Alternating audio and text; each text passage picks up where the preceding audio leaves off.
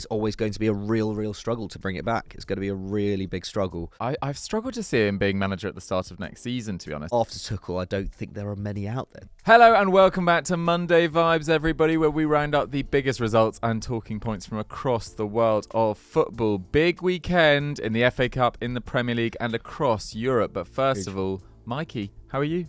Yeah, not too bad, thanks, Dukes. Not too bad, thank you. We are recording this for a second time, for the second week in a row. In fact, I think we've got to the bottom of it. Yeah, I think we've got to the bottom of it. I think it is a faulty Zoom recorder for any of you audio nerds out there. So yeah, huge weekend in the football, Dukes. Actually missed quite a lot of the big action yesterday because we were watching Zach complete the London Marathon at various checkpoints across the route. Yeah, absolutely smashed it. Congratulations, Zach. Raised a lot of money in the process as well.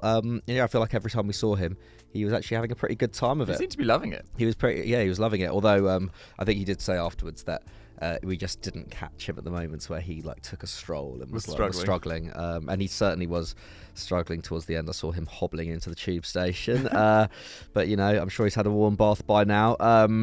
Although some players who probably wouldn't have had a warm bath afterwards wouldn't have had too much cause for celebration despite reaching the FA Cup finals. Man United, 3-3 shower needed with Coventry City. Very much cold shower time for those United players, especially at full time when they got booed off the pitch. This was nearly a disaster in the Cubs. I mean, it pretty much, yeah. I mean, maybe it already was. It kind of was a disaster, but yeah, it would have been one of the biggest humiliations in the club's history, I think. And you talk about a cup upset, semi-final at Wembley. I can't really think of a bigger upset that would have been, at least if you consider the two squads. The amount of money behind both clubs. You think about the amount of money that, as bad as they've been at many points over the last 10 years, the amount of money that's been spent at Man United over the last 10 years. And, given that Coventry were, really fighting for survival as a football club not so long ago. Pretty crazy stuff. But yeah, of course, we're talking about Man United 3, Coventry City 3. It looked like a walkover for much of this game. United pretty dominant up until the 70th minute. And then, just an absolute collapse in those final 20 minutes. A great goal, to be fair, to kick off proceedings from Ellis Sims. I know it goes in off his shin, but, it looked great. It's a great finish. It is a great finish off your shins. Sometimes finishes off your shins are great finishes. And then, of course, that deflected O'Hare strike and then the Hadji Wright penalty in stoppage time. The same man who scored the stoppage time winner against Wolves in the quarterfinals. It just felt like fairy tale stuff, didn't it, Dukes? I mean, going into that, those 30 minutes of extra time, it was Coventry's to lose at that point. I luckily didn't get to witness in real time the collapse from United in those final 20 minutes, but I did witness the full extra time.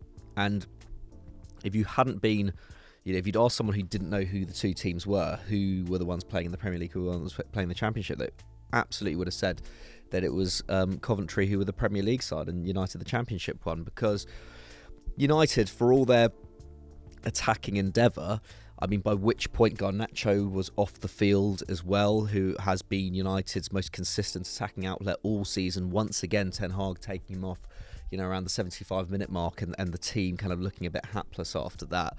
I think it's just always a risk to take him off, as mad as that is to say about a 19-year-old. But United, for all their attacking endeavour, they did, create some opportunities. As soon as Coventry were in possession, just the United back line was just almost non-existent. I know Harry Maguire was the only fit centre-back going into this game, but defensively, United were just all over the shop, and Coventry just looked so much more organised. There were just way more players back when United, were attacking compared to United, who it always seemed to be 3v3, 3v2, 4v3. When Coventry broke. And Ellis Sims, who, as we mentioned, Sunderland boy, had a great game here once again, has been absolutely immense this season. Before that disallowed goal in the 121st minute, they probably should have been ahead already through Ellis Sims, who put that shot just wide of the post. I think Coventry fans can feel a bit aggrieved that they didn't come away from this as victors in extra time in the end. the goal was rightly ruled out for offside, but it was just one of many examples of that, of Coventry just absolutely picking apart that United back line. And so, it wasn't a surprise that, the United squad didn't really celebrate all that much at all when they came through on pens in the end. Not least Højlund after on his own. Yeah, Højlund on his own, and he has every right to celebrate that. Big pressure penalty in a huge game in your debut season. A debut season which has been challenging one for Højlund. But to be honest, in extra time, he looked like the only United attacker who really had any real impetus and any real quality on the ball. What did you make of this game, Duke? Because I'm finding it difficult to kind of come up with any kind of real positives from a United standpoint. It just feels like the feeling around the club right now is really, really sour. We saw Jim Ratcliffe, who actually did run the London Marathon and then made it to the had a more painful experience at Wembley, though. Had a more painful experience at Wembley, but we saw him coming out earlier today, pleading for patience with the fans, I think alluding to the fact that Dan Ashworth's still on this gardening leave and that changes are probably taking longer to implement than he would like. But I mean, what does this mean for Erik Ten Hag, Dukes? Well, I think that's you make a good point about the structure behind Ten Hag, but Ten Hag has the opportunity to improve player performance on a week-by-week basis and to improve team structure and team togetherness and team unity. And it's just, we said it's the second time recording this, it feels like Groundhog Day. This feels like Groundhog Day watching United every week at the moment. It's the same old issues. It's the same old lack of control. It's the ball coming back so fast. It's the lack of work rate to get behind the ball once again. And these quick breaks, all well and good. United have scored some excellent counter-attacking goals this season, but they have no way of stemming the opposition momentum and are so flaky in terms of retaining leads. We saw that crazy comeback against Chelsea the other day, which Chelsea sealed with a win. It felt like this would have been even more dramatic, given the fact that Coventry are 8th in the Championship, given the fact that they've lost 5 of their last 9 league games and they are slightly fading in an effort to make the playoffs, given the fact that they are returning to Wembley, the scene of where they lost the playoff final last year to Luton. There must have been a lot of pain in that squad. There must have been a lot of a mental hurdle to overcome against the United side. And yet, in the final 30 minutes, as you say, in the final 50 minutes, really, of this game, they were the side looking far, far more likely to get over the line. In terms of what it means for Ten Hag, I've said for the last few weeks that I can't really imagine him in the, managing United this time next year. I've struggled to see him being manager at the start of next season, to be honest. I know that there has been so much change behind the scenes, and he has had injuries to contend with. He's had off-the-pitch issues to contend with. He's had the ownership situation to contend with. But I think if you just look at his ability to improve performances of Man United throughout the season, I think United are arguably getting worse. I think they are worse in 2024 than they were at the end of 2023. And yes, there are injuries, but there are injuries at pretty much every Premier League squad at the moment. And you look at someone like Eddie Howe, the issues he's had with injury this year, they're chalk and cheese in terms of Newcastle and United's general level of performance this year. And I just think with Thomas Tuchel available, it just seems to make a lot of sense. But some United fans that I see online, McCubs, whenever I mention Tuchel for United, they just don't want him. Whereas I feel like that's an amazing opportunity for a club like United. Yes, he's maybe not the most long-term appointment, given the fact that he has had issues with hierarchies in the past. But a manager of that calibre, if you get the opportunity to bring him in, surely you do that. Yeah, it's an interesting one, isn't it? I think up until a month or two ago, I was pretty steadfast in my opinion that Ten Hag should be given an opportunity under the new ownership structure once it was in place, given that he has thrived under fairly coherent ownership structures before. But that was when there were no real top-level managers on the market. There didn't seem to be anyone who would be better than Ten Hag for the job. And when you look at Thomas Tuchel's career, when you look at the calibre of clubs that he's managed and has had success with as well, then it's hard to argue that Thomas Tuchel right now is not a better candidate for this United job than Ten Hag. I think Ten Hag has... was unfortunate with the timing that he stepped into a United structure that was still a bit of a mess, was expected to very quickly, despite, all the talk of, Don Murta being the football director and anything, Ten Hag was very quickly expected to call the shots on transfers as soon as he entered the club. That has backfired in more ways than one. I mean, his star man Lisandro Martinez has been out for the majority of the season, and that's probably more so than any other injury been defining for this United side. So unfortunate in that sense, and unfortunate with the job that he was given. However, like you say, Dukes, like it hasn't been good enough this season. There have been little sprinklings of form. I think kind of post-Christmas, January, February time when Højlund was really getting off the mark, that felt like an optimistic time in this season. There was maybe a 5-game spell actually. Maybe you're right. Rashford, Garnacho, and Højlund. And then Højlund got injured. And it's been pretty dire since then. Even if that forward line does look like United's best shot going forward. But you fast forward now, and even someone like Rashford, who has had a poor season, but I don't think his stock has ever been lower among United fans. I think at full time the side getting booed off, I think a lot of that was aimed at Rashford as well, who has struggled this season, and his attitude has been called into question more than ever as well from the fans. It's just, I think any United manager, no matter how big a reputation they have, if the feeling around the club is this bad at this point, it's always going to be a real struggle to bring it back. It's going to be a really big struggle. Ten Hag is very stubborn. He is, he is a very strong personality. Like, stranger things have happened. Like he could bounce back from this next season, but ultimately it's going to be up to the ownership. And I think his case is looking weaker and weaker now. If United can get a manager of the calibre of Thomas Tuchel, then I think that would, that looks like a better option now than it did 6 months ago. However, if after Tuchel, I don't think there are many out there, to be honest. I think we were talking off camera earlier, Kieran McKenna at Ipswich, who obviously, previously worked at United, has a lot of history there, but that's a huge job for him to take, especially when the ownership structure is still taking place, especially when the recruitment team is still being put in place.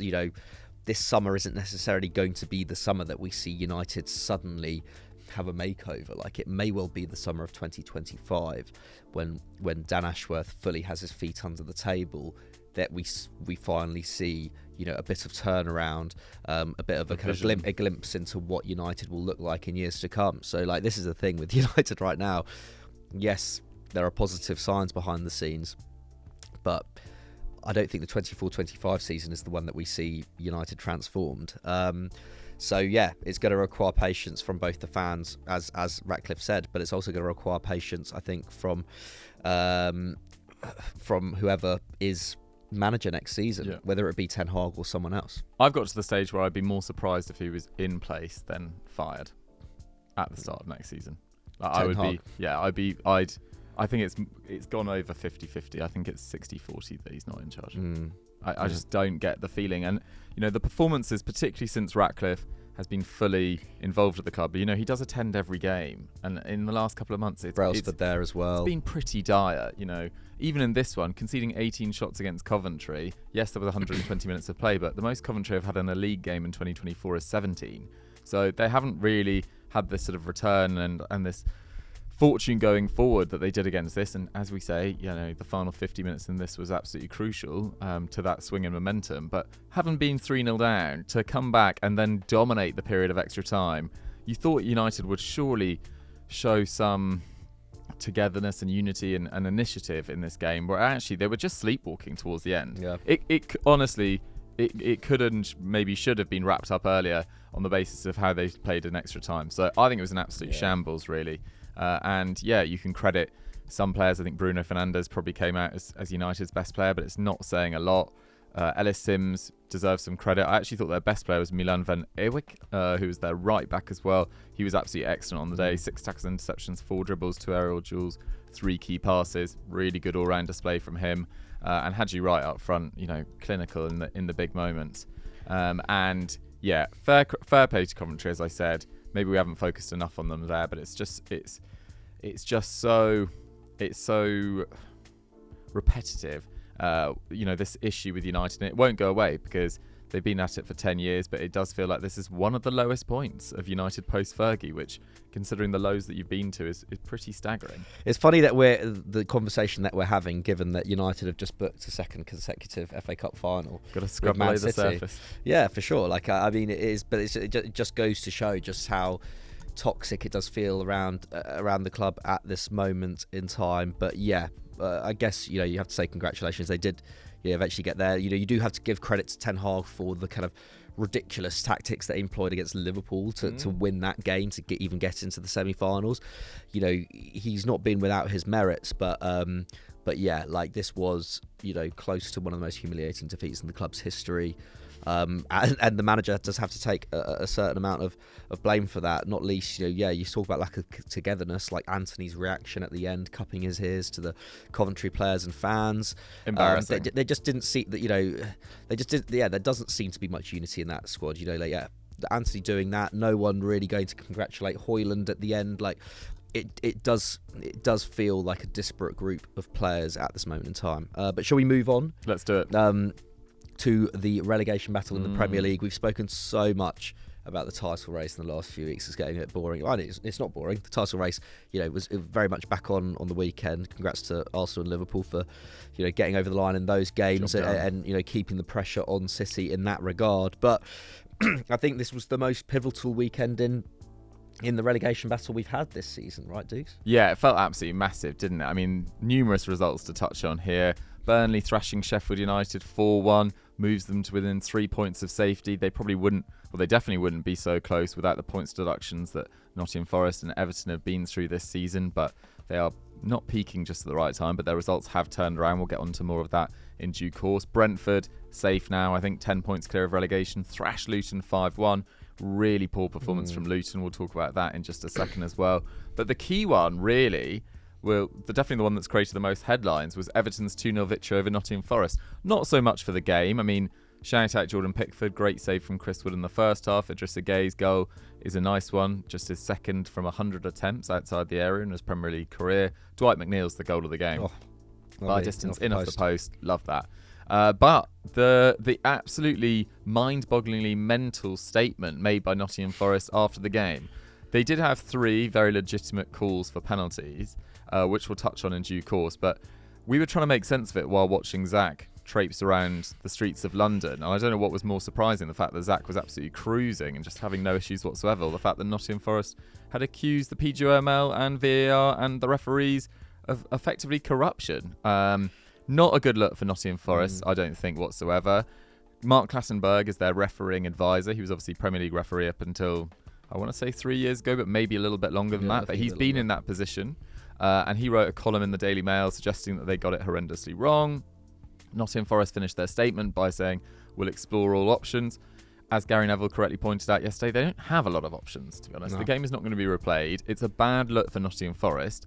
Having said that, Mikey, let's probably go through the instance, because the first one, Gio Reyna's booted from behind. I think we both... I mean, what do you think on that? Yeah, I mean, we were chatting about it before. I think we both agree it is a penalty. I think it was Danny Murphy who said if your foot's planted after getting kicked, then if you can land your foot after getting kicked, then it's not really a foul. But I think that's irrelevant. I think that's a bit strange. I don't get that. I think it's a penalty. He Asher Young goes through him in the back. Like, what I will say is, like, if the ref doesn't give it, then I don't think it's necessarily a clear and obvious error. And by the Premier League's rules, then I understand why it wasn't given. Same with the second one, the Ashley Young handball. Again, like, Ashley Young, recurring theme here, is at the centre of all of this. Again, like, we saw Wan-Bissaka's given against Coventry yesterday. Very similar. Very, very similar situation. It doesn't get given for Ashley Young.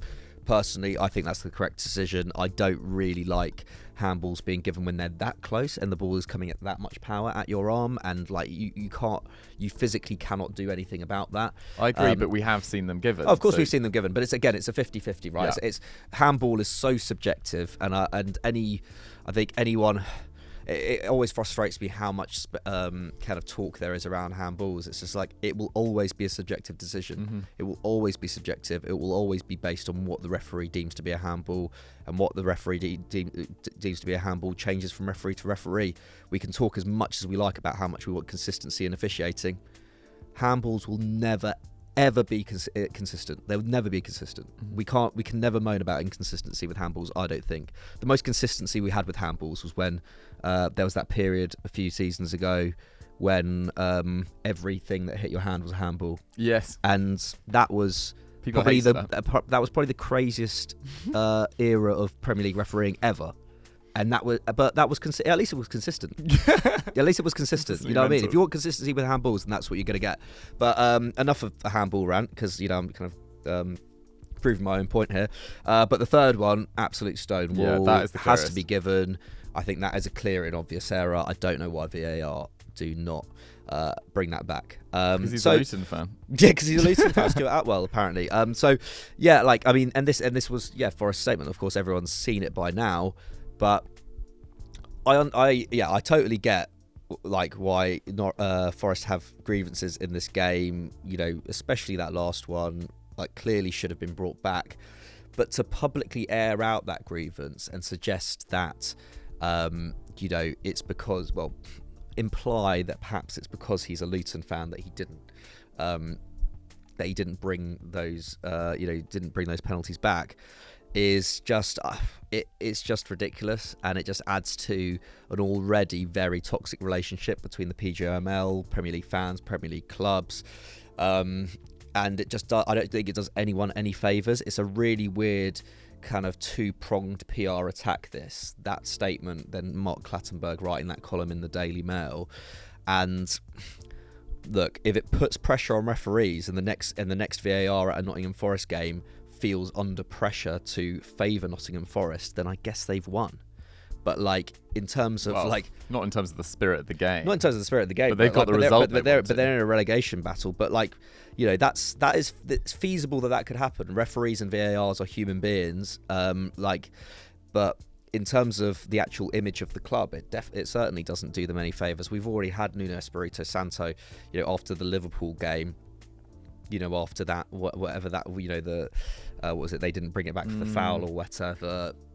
Him already saying him suggesting that there was a conspiracy against Nottingham Forest at that point. Like, you've been in the job about 4 months. Like, I mean, and you're suggesting that. It's ridiculous. And like, yes, Nottingham Forest, maybe when we look back on the end of the season, maybe, they've had more like marginal decisions go against them than for them. That is quite possible, but you could say that for a number of clubs this season. Liverpool being one of them. You look back at that Spurs game, which is one of the most the biggest kind of VAR ups of all time. Wolves have had a number. Yeah, Wolves. Yeah, there are a number of clubs who have had plenty of grievances this season. It certainly isn't unique to Forest. But yeah, I think I'll happily believe that they did raise this concern with the PGML ahead of the game about the VAR being a Luton fan.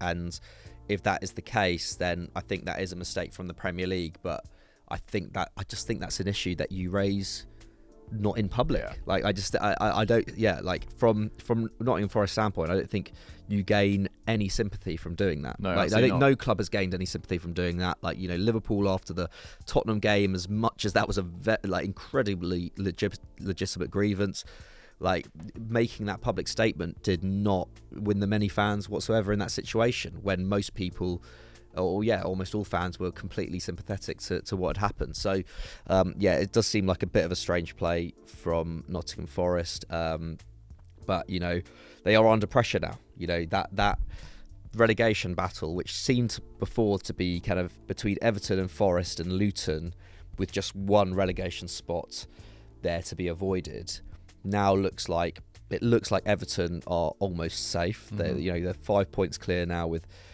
a game in hand. Great goal difference as well compared to the others. A decent goal difference, at least compared to Luton and Burnley.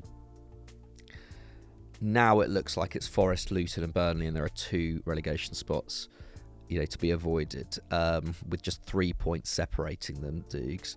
I mean, should we get on to the Burnley Sheffield United game? Because what a win for Burnley. Yeah, absolutely massive. Absolutely massive. Great goals in this one. Lots of goal-mouth action at both ends, to be honest. I think Muric, given the difficulties he's had in the last few weeks, letting a ball under his or over his foot, I think it was. He also kicked the ball into Calvert-Lewin the week before that.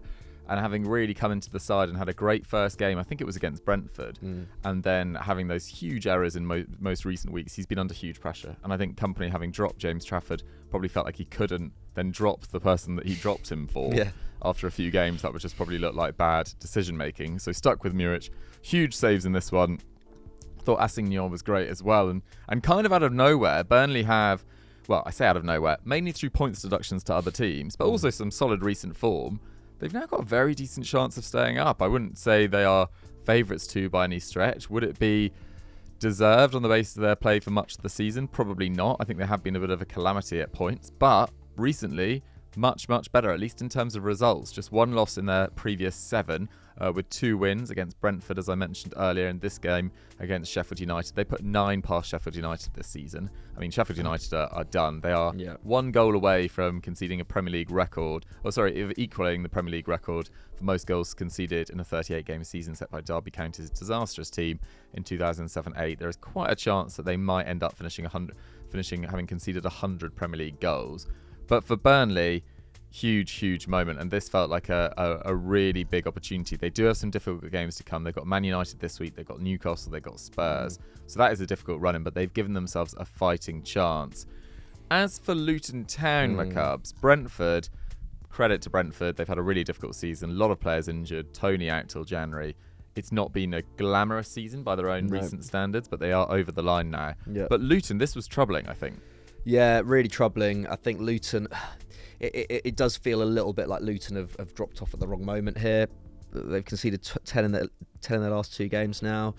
And I think this was potentially their worst home performance of the season. Losing 5-1 at home. That Kenilworth Road form has really been a defining part of why they've been in this race to stay up. At the start of the season, not many people gave them a chance.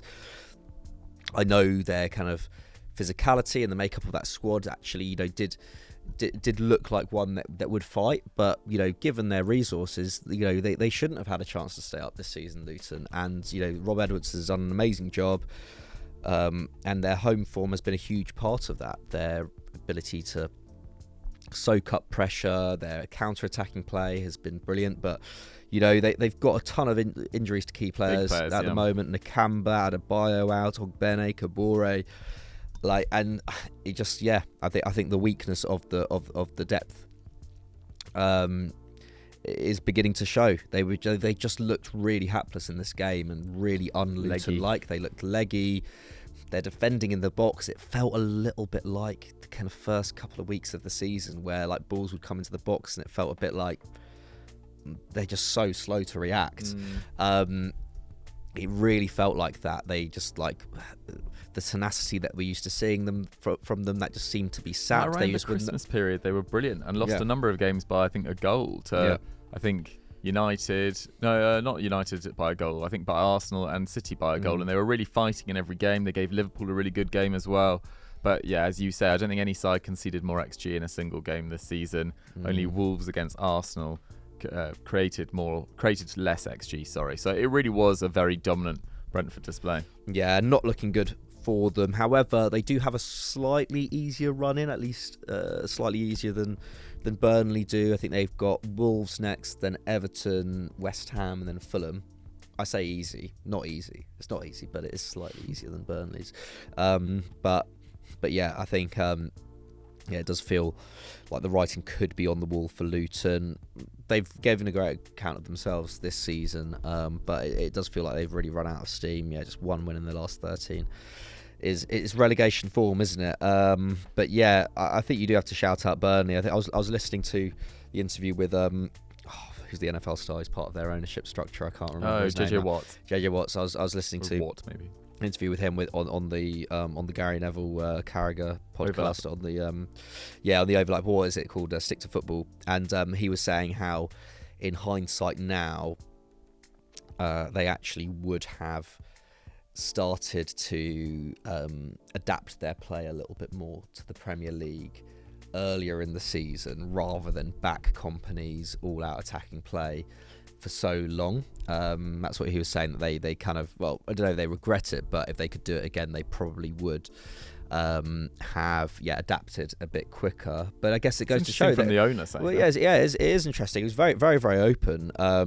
and clearly still has, Kompany still very much has the backing of the club, and he's very relaxed about, the idea of getting relegated. It's a long-term thing. You have to take the peaks and the troughs in football.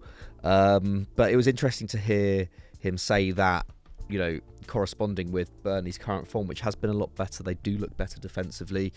I think this may well be a result of them finally adapting a little bit. And I do feel a bit for Muric, because he was, I think he was the difference against Sheffield United. I think Sheffield United could have won this game actually, had they gone ahead in the first half.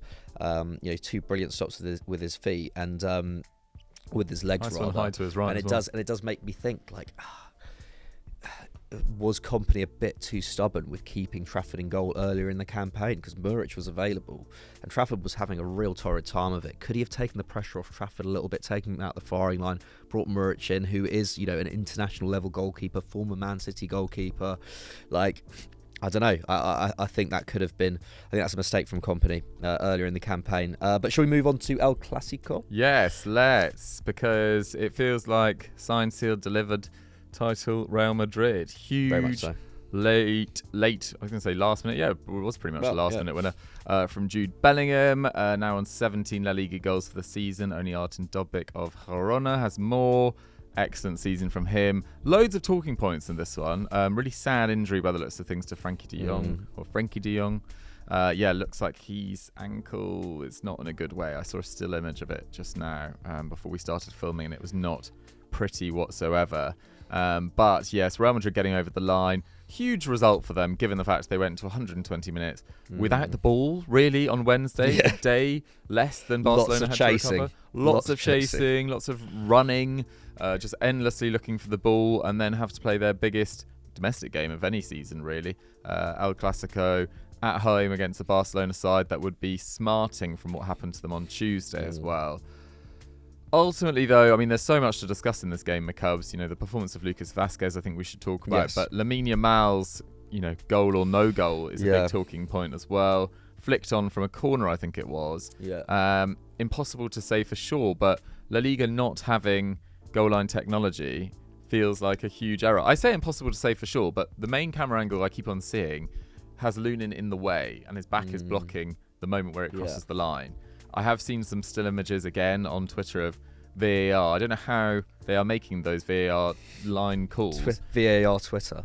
Without goal line technology. People are just sort of guessing, I People assume. in their mum's basements. Exactly, like coming up plotting with the ball. But unless there's cameras in there. But for La Liga not to have goal line technology feels pretty archaic. Yeah, I mean, to be fair, I think there's even some kind of broadcasters who've kind of done their own simulations. But I mean, it's hard to say conclusively without the technology in place there. And I think like you're saying, like one of the angles, Lunen's blocking the actual angle to see the ball. So like that, I think that illustrates how archaic this is. Like, I mean, to have brought in VAR but still not have goal line technology is just mad to me. And Xavi came out after the game branding La Liga embarrassing for that. I mean, not the first time that he's lost his head this week. To Stegen also, not happy with it as well. But I do see it. Like, I mean, it is dumbfounding. Like, VAR has been, legally allowed to, not VAR, sorry, goal line technology has been available to use since 2012. The Premier League brought it in a year later in 2013. 2013-14, that was when, Brendan Rodgers was manager of Liverpool. That was when David Moyes was hired by Man United. I'm trying to think of other things that, happened in 2013, but a long time ago. 11 years ago. Long time. Dougie had head of hair. Yeah, and we did say that in the first recording as well. I'm just repeating it. But but anyway, a long time the Premier League has had it for. Since then, the Bundesliga have brought it in, Liga have brought it in, Serie A have brought it in, even the Championship have goal line technology. The Eredivisie use it, I think only for the biggest games. I don't think it's at every stadium, but the Eredivisie it is in use there.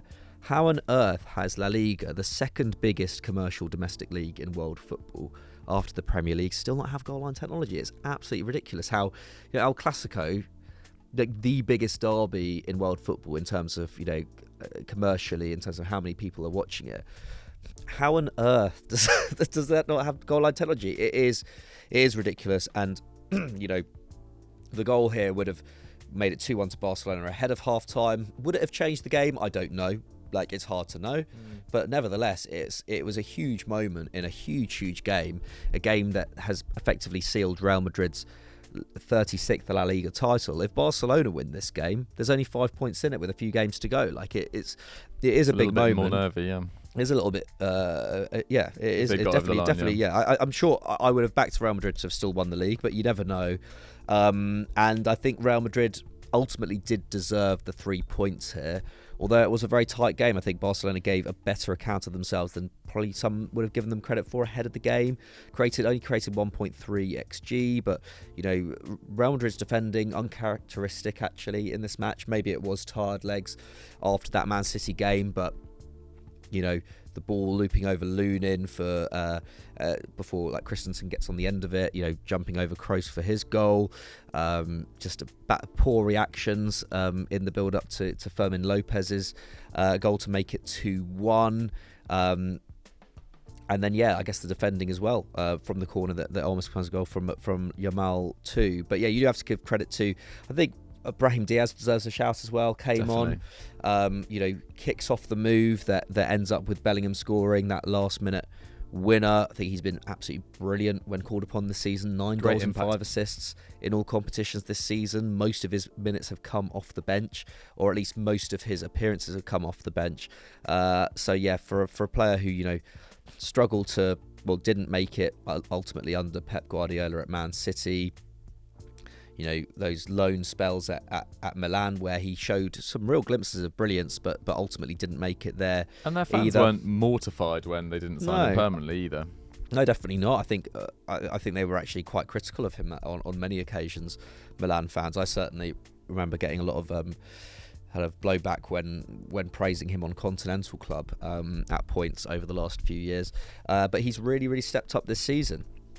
And talking about stepping up, you mentioned him before, Dukes. Lucas Vazquez, what a mentality monster that guy is. I mean, first of all, let's go back to the Man City game. I mean, the balls on the guy to put away a penalty like that in the shootout against Man City. That's one of the best penalties in a shootout I've seen in quite a long time from Lucas Vazquez. And then to put in an undoubted man of the match display here, winning the penalty to make it 1-1. And okay, Kubasi does make a mistake there, but equally I think Vazquez forces that mistake with that bit of skill, with that bit of footwork.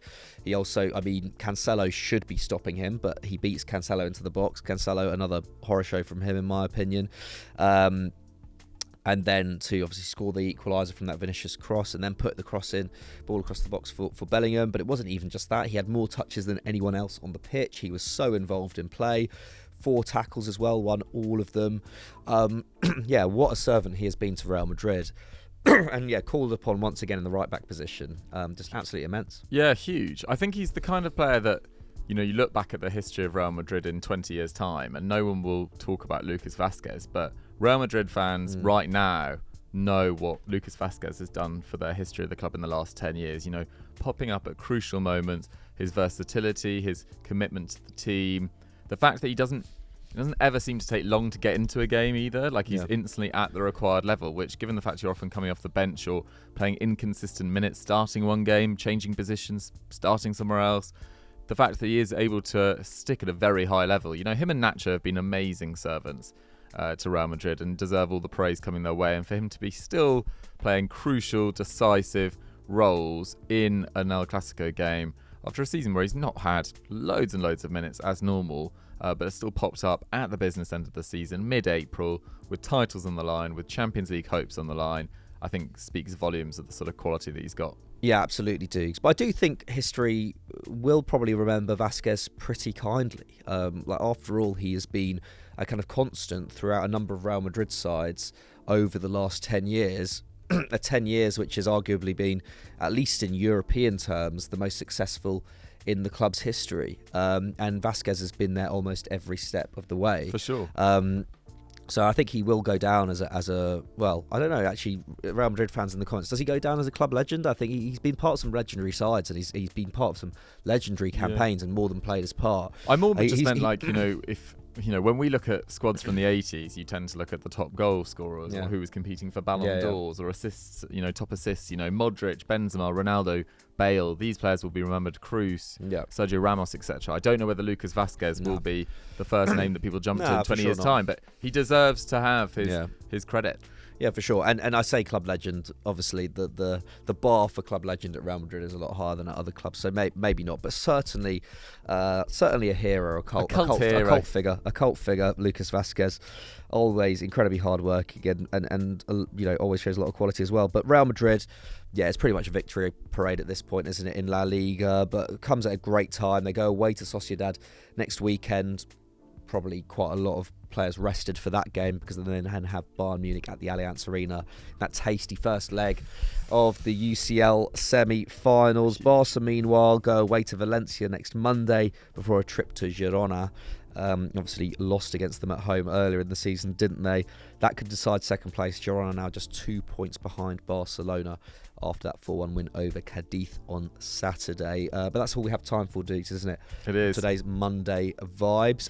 If you enjoyed this video, please leave us a like and subscribe to Football Daily if you haven't done so already. I think that's about it. We'll see you on Sunday for Sunday Vibes. And have a good rest of the week.